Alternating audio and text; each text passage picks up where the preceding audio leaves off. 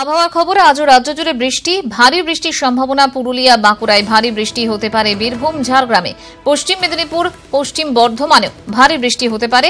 কলকাতাতে হালকা থেকে মাঝারি বৃষ্টি হওয়ার সম্ভাবনা রয়েছে। বিস্তারিত জানবো, টেলিফোনে রয়েছেন আমাদের প্রতিনিধি বিশ্বজিৎ সাহা। বিশ্বজিৎ, আলিপুর আবহাওয়া দপ্তর সূত্রে কি জানা যাচ্ছে? দেখো, একটানা 6-7 দিন যে মেঘলা আকাশ এবং বৃষ্টি হচ্ছে, হালকা থেকে মাঝারি বৃষ্টি দক্ষিণবঙ্গের সর্বত্র, এবং আজ রাজ্য জুড়েই সেরকমই হালকা থেকে মাঝারি রাজ্য জুড়ে বৃষ্টির সম্ভাবনা রয়েছে, এমনই জানাচ্ছে আলিপুর আবহাওয়া দপ্তর। তবে মৌসুমী অক্ষরেখা ও ঘূর্ণাবর্তের যে অবস্থান, সেই অবস্থানের জেরে বেশ কয়েকটি জেলাতে ভারী বৃষ্টিরও কয়েক পশলা ভারী বৃষ্টি হতে পারে। যেমন বীরভূম, পশ্চিম বর্ধমান, ঝাড়গ্রাম এবং পশ্চিম মেদিনীপুর সহ পশ্চিমের বেশ কিছু জেলায় এই ভারী বৃষ্টি হতে পারে।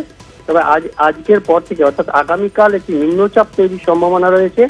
এই মুহূর্তে ঘূর্ণাবর্তটি অবস্থান করছে মালদা, মুর্শিদাবাদের ওপরে এবং বাংলাদেশ সংলগ্ন এলাকায়, এবং এই ঘূর্ণাবর্তের প্রভাবেই ঝাড়খণ্ড, বিহার ও বাংলা সংলগ্ন এলাকায় একটি নিম্নচাপ তৈরি হওয়ার সম্ভাবনা তৈরি হয়েছে। আগামীকাল সেই নিম্নচাপ তৈরি হলে তার প্রভাবে উত্তরবঙ্গে বৃষ্টি বাড়তে পারে, এমনই পূর্বাভাস দিচ্ছে আলিপুর আবহাওয়া দপ্তর। ধন্যবাদ বিশ্বজিৎ।